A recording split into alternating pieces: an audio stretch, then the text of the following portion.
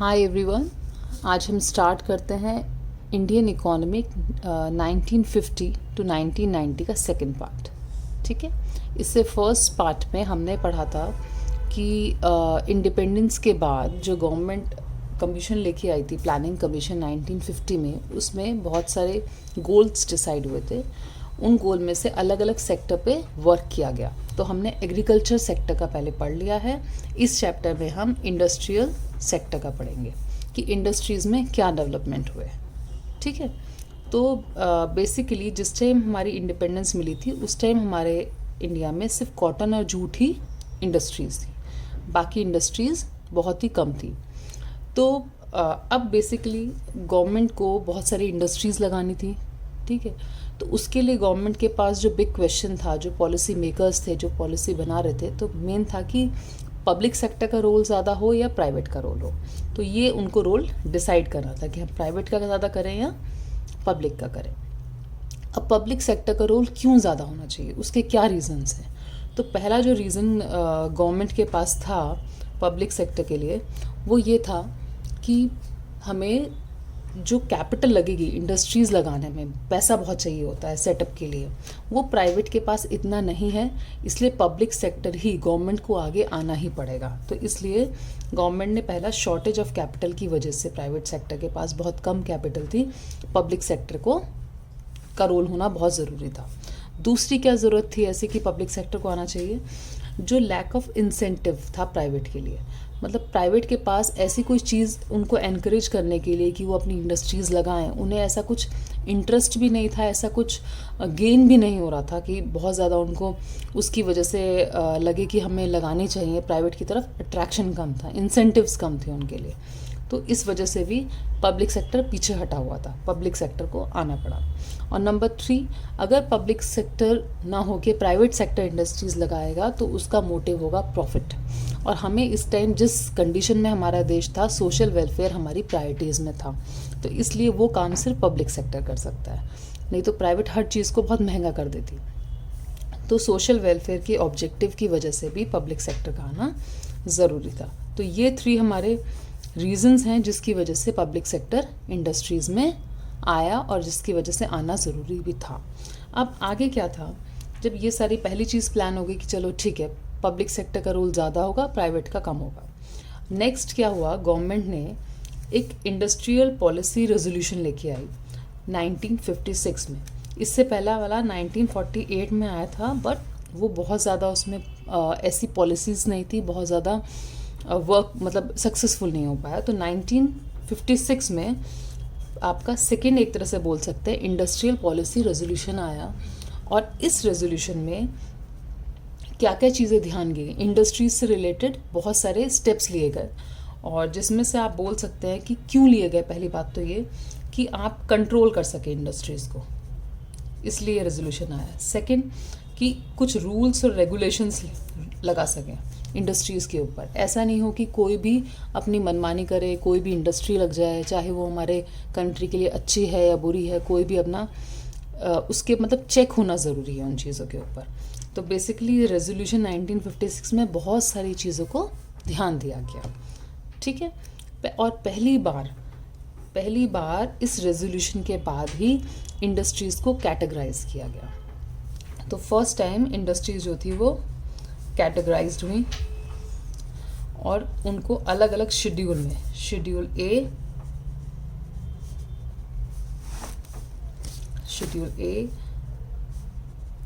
Schedule B and schedule C में बांटा गया अलग अलग कैटेगरीज में, कि ए शेड्यूल में एक फर्स्ट कैटेगरी में कौन सी इंडस्ट्रीज आएंगी, सेकंड कैटेगरी में कौन सी आएंगी और थर्ड में कौन सी आएंगी। ठीक है, ओके। तो हमने जैसे सोचा कि फर्स्ट टाइम हमारी इंडस्ट्रीज़ को कैटेगराइज किया गया शेड्यूल ए, बी और सी में। तो शेड्यूल ए में वो इंडस्ट्रीज़ सिलेक्ट की गई जो सिर्फ गवर्नमेंट ही चलाएगी, जिन्हें सिर्फ प्राइवेट सेक्टर, पब्लिक सेक्टर चलाएगा। जिनमें से आप बोल सकते हैं कि आपकी रेलवेज है उसके अंदर। ठीक है, आपकी एटॉमिक एनर्जी से रिलेटेड कुछ भी अगर होता है तो वो भी इसके अंदर आएगा। आर्म्स अगर बन रही हैं तो वो भी सिर्फ पब्लिक सेक्टर ही बना सकता है, प्राइवेट के पास उसका रोल नहीं है, ये डिसाइड किया गया।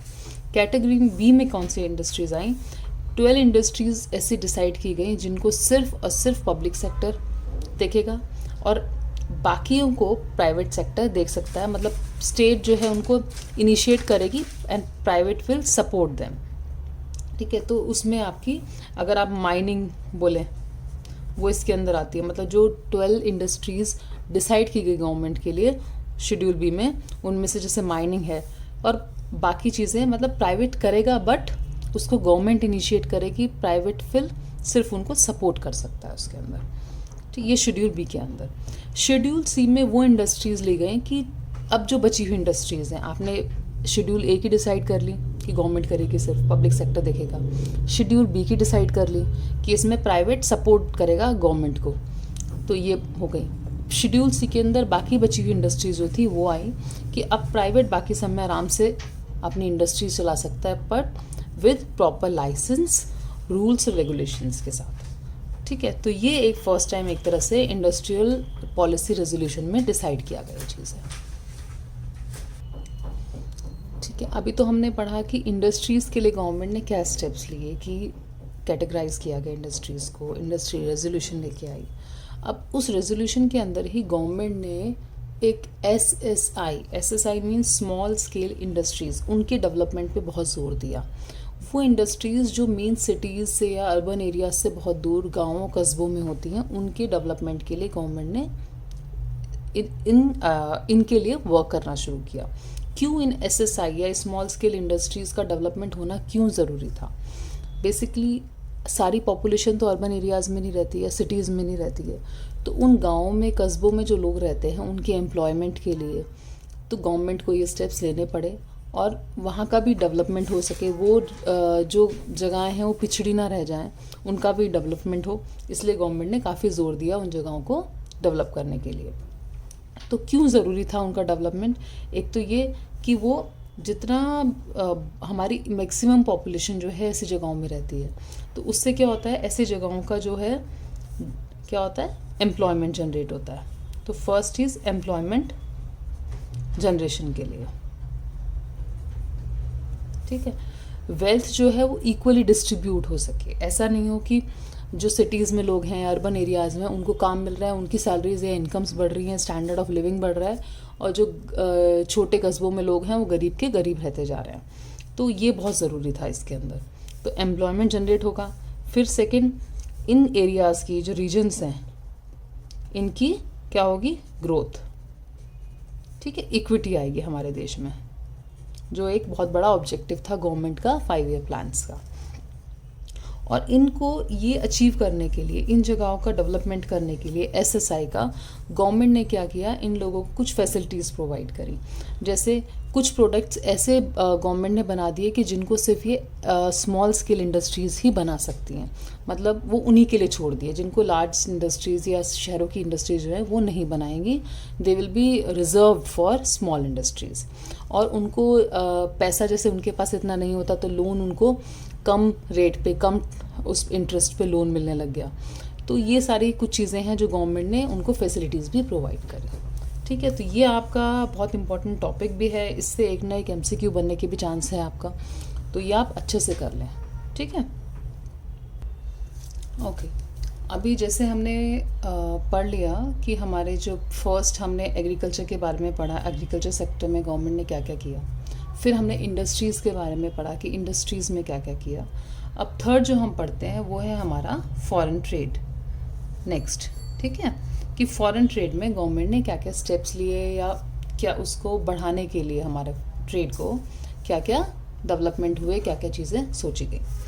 तो अब फॉरेन ट्रेड जो है उसको बढ़ाना बेसिकली, तो गवर्नमेंट का मेन एम क्या था उसके अंदर? तो मेन जो गवर्नमेंट का एम था कि हम ट्रेड में अपने आप को सेल्फ रिलायंट बनाएं। सेल्फ रिलायंट का मतलब है कि जो चीज़ें हम इंपोर्ट करते हैं बाहर से, उनको बाहर से इंपोर्ट करने की बजाय उनको हम खुद बनाना शुरू करें। तो ये गवर्नमेंट का पहला पर्पस था। ठीक है, सेकंड क्या था, इससे फ़ायदा क्या होता है? इससे ये फ़ायदा होता है, एक तो हम लोग फॉरेन कंपटीशन से हमारे जो मैन्युफैक्चरर्स हैं वो बच जाते हैं, क्योंकि बाहर का प्रोडक्ट अगर हमारे देश में आता है, इंपोर्ट करते हैं, तो हमारे यहाँ के जो डोमेस्टिक प्रोड्यूसर्स हैं या मैन्युफैक्चरर्स हैं उनका कंपटीशन बढ़ जाता है ना, तो उससे वो प्रोटेक्टेड रहेंगे। तो ये एक सेकंड पर्पस था गवर्नमेंट का अपने आप को सेल्फ रिलायंट बनाने का। तो जो जो चीज़ें स्टेप लिए गए, first to make our industries या और आर कंट्री सेल्फ रिलायंट, बाहर से कम इंपोर्ट किया जाए। उस इंपोर्ट करने से क्या फ़ायदा होगा, पहला कि हम प्रोटेक्ट हो जाएंगे, सेकंड जो हमारे फॉरेन एक्सचेंज रिजर्व्स हैं वो हमारे सेव रहेंगे। तो क्योंकि अगर आप इंपोर्ट कुछ भी कर रहे हो तो वो इंपोर्ट करने में आपका जो पेमेंट आप करोगे वो फॉरेन करेंसी में करोगे, तो इस तरह से आपके रिजर्व्स हमारे ख़त्म होते हैं और रिजर्व्स हमारे पास पहले से ही बहुत कम थे। तो इंपोर्ट कम से कम किया जाएगा तो उससे हमारे रिजर्व्स बढ़ेंगे। तो ये हमारी गवर्नमेंट का दो पर्पस थे अपने हमारी ट्रेड को सेल्फ रिलायंट बनाने के। ओके अब गवर्नमेंट को जैसे ये तो पता है कि गवर्नमेंट को हमारे कंट्री को सेल्फ रिलायंट बनाना है, हमें इंपोर्ट कम करना है। उसके लिए गवर्नमेंट का पर्पस क्या था, हमारे लोगों को प्रोटेक्ट करना, मैन्युफैक्चरर्स को फॉरेन कंपटीशन से, और हमारे जो फॉरेन रिजर्व है वो कम से कम यूटिलाइज हो, सेव हो। अब लेकिन किस तरह करेंगे, लोगों को कैसे रोका जाए कि वो इंपोर्ट कम से कम करें, तो उसके लिए गवर्नमेंट ने दो तरीके अपनाए, 2 ways टू प्रोटेक्ट गुड्स, ठीक है ना, जो प्रोड्यूस्ड हैं, गुड्स प्रोड्यूस्ड। तो क्या थे, number 1 is tariff policy. Tariff policy का मतलब है कि गवर्नमेंट ने बोला कि जो भी आप गुड्स इंपोर्ट करोगे उस पे आपको टैक्स देना पड़ेगा, and that to a high tax. तो आपको टैक्स लग जाएगा इंपोर्टेड गुड्स पे, तो उसकी वजह से कम लोग बाहर से इंपोर्ट करेंगे। एक तो ये तरीका था टैक्स लगाना, और टैक्स लगाने के अलावा दूसरा तरीका था कोटा। कोटाज से क्या होता है, जिनको हम नॉन टैक्स बैरियर्स भी बोलते हैं, कि आप एक लिमिट लगा देते हो कि आप सिर्फ इस लिमिट तक, एक लिमिट लग गई है, मैक्सिमम लिमिट, कि इतने तक आप इंपोर्ट कर सकते हो, इससे ज़्यादा इंपोर्ट करना इज़ नॉट अलाउड। तो ये दो तरीके थे जिसकी वजह से गवर्नमेंट रोक सकती थी इंपोर्ट्स को, ठीक है, tariff policy and Kota's. Okay, अब जैसे कि हमने देखा कि गवर्नमेंट ने बहुत सारे स्टेप्स लिए इस 1950 टू 1990 के अंदर, एग्रीकल्चर से रिलेटेड, इंडस्ट्रीज से रिलेटेड, फॉरेन ट्रेड से। आपको सिर्फ ये 3 ही सेक्टर्स का पढ़ना है इस चैप्टर में, ठीक है। अब हम उसका इम्पैक्ट देखें कि वो अच्छा रहा हमारे लिए या बुरा रहा, तो उसको हम एक तरह से क्रिटिकल अप्रेजल बोलेंगे, कि हम उसको देखते हैं कि क्या जो स्टेप्स थे वो सही रहे हमारे कंट्री के लिए या बेकार रहे। तो पहली चीज़ क्या हुई, जीडीपी की अगर बात करी जाए, ग्रॉस डोमेस्टिक प्रोडक्ट, वो हमारी इंक्रीज़ हुई, तो ये तो सही काम हो गया, ठीक है। नंबर 2 अगर देखें तो जो हमारे इंडियन इंडस्ट्रीज़ हैं जो सिर्फ कॉटन और जूट तक रेस्ट्रिक्टेड थी, अब और भी नई इंडस्ट्रीज़ आने लग गई। तो इंडस्ट्रीज़ अगर बात करें तो इंडस्ट्रीज़ हमारी का नंबर जो है वो हमारा राइज हुआ, तो ये भी हमारा ठीक हुआ हमारे देश के लिए। नंबर 3 अगर हम करें, इंडस्ट्रीज़ में भी SSI, स्मॉल स्केल इंडस्ट्रीज़ जो है वो प्रमोट करी गई, जिससे एम्प्लॉयमेंट मिला लोगों को, इक्विटी आई देश में। तो एक SSI का भी बहुत अच्छा स्टेप लिया गया, तो ये भी हमारा पॉजिटिव रिजल्ट रहा। नंबर 4 अगर बात करें फॉरेन कंपटीशन की, यानी कि अगर हम बाहर से जो हमने इंपोर्ट जो करना था उस पर कोटा और टैक्स वैक्स जो लगाया था आपने, फॉरेन कंपटीशन का अगर बात करें तो वो हमारा पूरी तरह से सक्सेसफुल नहीं हुआ। क्यों? क्योंकि एक तो यहाँ के मैन्युफैक्चरर्स हमारे थे, वो उनमें कंपटीशन नहीं था, लैक ऑफ कंपटीशन, और वो हमारे उतना ज़्यादा हमारे प्रोडक्ट्स को हम डेवलप नहीं कर पाए और हमारा एक्सपोर्ट नहीं बढ़ पाया उसकी वजह से। तो हमने बाहर से तो रोका कि बाहर से इंपोर्ट कम हो, तो बाहर से इंपोर्ट कम नहीं हो रहा, तो यहाँ के डोमेस्टिक जो प्रोड्यूसर्स थे वो अपने ही चीज़ों में खुश रहने लग गए कि हम तो ऐसा ही बनाएंगे, उसको कुछ बेटर उन्होंने नहीं किया। क्योंकि अगर आप बाहर से कुछ मंगा रहे हैं तो आप उससे कुछ compete करते हैं तो बेटर प्रोडक्ट्स बनाते हैं। तो एक तरह से कंपटीशन नहीं था, उसमें कुछ नहीं हुआ, ऊपर से अपना भी प्रोडक्शन इतना नहीं हुआ कि वो अच्छे से एक्सपोर्ट हमारा बढ़ सके। तो एक्सपोर्ट जो था हमारा सेक्टर जो था वो फेल हो गया, राइट। नेक्स्ट जो था, अगर हम बात करें लाइसेंस की, तो जो गवर्नमेंट ने बोला था कि लाइसेंस पॉलिसी, तो उसके क्या थे, लोगों ने मिसयूज़ करना शुरू कर दिया। गलत तरीके से लाइसेंस लेने लग गए, ठीक है। और एक ये टाइम कंज्यूमिंग प्रोसेस भी थी। तो इसकी वजह से क्या होता है, बहुत से लोग जो ऐसी इंडस्ट्रीज़ अगर ईज़िली खोल पाते या मैन्युफैक्चरिंग प्लांट्स लगा पाते, वो हिचकिचाने लग गए, टाइम ज़्यादा लगने लग गया। तो ये चीज़ें एक तरह से लोगों को मतलब बढ़ाने की बजाय एक रिस्ट्रिक्शन या एक रोकने का काम करने लग गए, और एक मिसयूज़ तो होने ही लगा लाइसेंस का, ठीक है। तो नेक्स्ट हमारा अगर बोले पब्लिक सेक्टर जो था, पब्लिक सेक्टर का रोल बहुत ज़्यादा हम बोल सकते हैं कि रिमार्केबल था, काफ़ी अच्छा काम किया और बैकवर्ड एरियाज़ को डेवलप किया, इंफ्रास्ट्रक्चर को डेवलप किया पब्लिक सेक्टर ने। लेकिन बहुत सारी जगह जहाँ पे प्राइवेट सेक्टर आ सकता था, वहाँ पे प्राइवेट सेक्टर को रोका गया, क्योंकि अगर प्राइवेट सेक्टर आता तो हमारे देश को ज़्यादा प्रॉफिट होता। क्योंकि आपने गवर्नमेंट का तो काम देखा ही है, जो भी हमारे गवर्नमेंट के ऑफिसेज हैं, काम डिले बहुत होता है, और अगर चाहे लॉस में भी जा रही है हमारी इंडस्ट्रीज़ गवर्नमेंट की, उनको स्टेप्स नहीं लिए जाते उनको बेटर करने के लिए, या किस तरह उनको बेटर करें या प्राइवेट के हाथ में दे दें, जिससे एटलीस्ट उन लोगों को प्रॉफिट मेकिंग आती है, किस तरह उसमें वर्क करा जाए। तो एक लेथार्जिक नेचर हो जाता है। तो वो एक हमारा नुकसान रहा पब्लिक सेक्टर की वजह से कि प्राइवेट को रोका गया। तो ये क्रिटिकल अगर पॉइंट ऑफ व्यू से देखा जाए तो कुछ चीज़ें थी जो अच्छी भी हुई और कुछ बेकार भी हुई।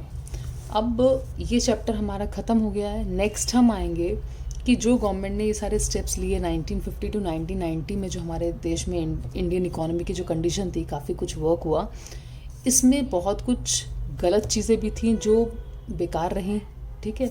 उन पॉलिसीज़ जिनको दोबारा फिर से ठीक किया गया, वो अब हम नेक्स्ट चैप्टर में पढ़ेंगे, जो आपका प्राइवेटाइजेशन, ग्लोबलाइजेशन और मॉडर्नाइजेशन वाला चैप्टर है। उसमें हम क्या क्या पॉलिसीज़ हुए जिनमें चेंजेस आए, वो सब नेक्स्ट चैप्टर में आएगा।